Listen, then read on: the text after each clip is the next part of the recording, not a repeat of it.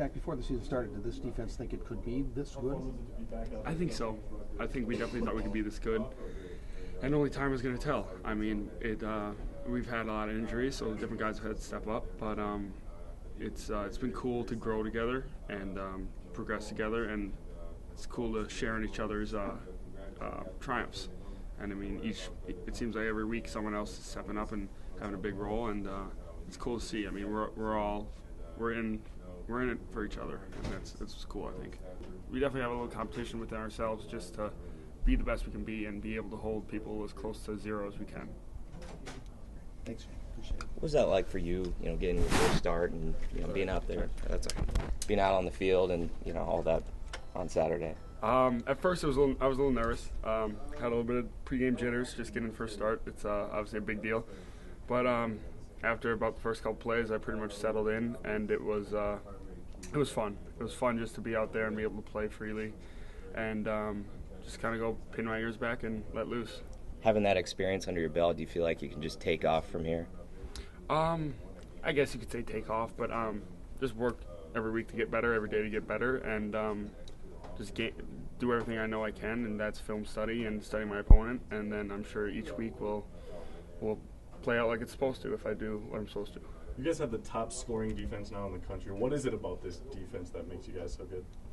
I think it's our tenacity. We're all really aiming to push each other and then push ourselves as the entire defense, and that shows up. And I feel like we're all willing to just sacrifice ourselves for the defense, whether that be take up a couple blockers so someone else can make the tackle, or blowing up a blocker and make a tackle yourself. We just I think we're all willing to do whatever it takes.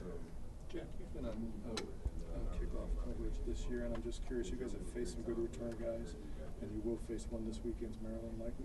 What's the key, some of the things that have to happen to keep a good return guy in check?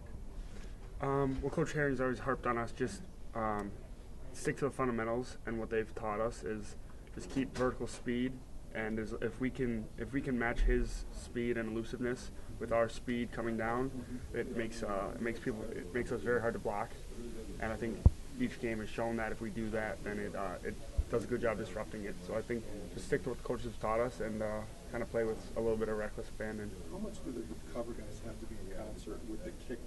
The guys couldn't put the ball in a certain spot. You have to know where it's going and be in the right spot. Mm-hmm. We all will know where it's going before it's kicked. Obviously, there might be a missed kick here or there, but Jack Russell's been doing a great job for us the past couple weeks, and we work a lot with him on our timing so we can try and get the best get off we possibly can, just like a sprinter. And then from there, it's pretty much we all know where it's going, and we just track the ball, track the man. Maryland has their offense, I think, is 28 turnovers. So when you look at numbers like that, is it hard to kind of think, we kind of have this one in the bag as far as getting those turnovers, or playing down to that? I don't think we think like that. We one of our main goals this season was try and force more turnovers, and we've unfortunately been a little down on our goal throughout games. Obviously, if we're winning the game, that's the main thing. But one of our focuses is trying to force as many turnovers as we can. But with that stat, I don't think anyone on our defense will think that this will be an easy game. We know we're going to have to come ready to play, and we can't take anyone lightly.